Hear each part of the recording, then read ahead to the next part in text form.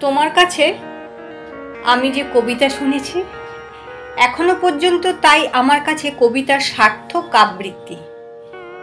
যদিও তুমি কোনো ভালো আবৃত্তিকার নও, মঞ্চেও তোমাকে কেউ কখনো দেখেনি, তোমার কণ্ঠস্বরও এমন কিছু অসাধারণ নয়, বরং তুমি অনেক সাধারণ শব্দই হয়তো এখনো ভুল উচ্চারণ করো। যেমন, না থাক, সেসব তালিকা এখন নিষ্প্রয়োজন। অনেক কথাতেই আঞ্চলিকতার টান থাকাও অস্বাভাবিক নয়, কিন্তু তাতেও কিছু এসে যায় না। তোমার এসব ত্রুটি সত্ত্বেও তোমার কাছেই আমি কবিতার উৎকৃষ্ট আবৃত্তি শুনেছি। এমনকি ভুল উচ্চারণ ও আঞ্চলিক টানেও কবিতা যে কখনো এমন অনবদ্য ও হৃদয়গ্রাহী হতে পারে, তা আমি এই প্রথম তোমার কাছে কবিতা শুনেই বুঝলাম।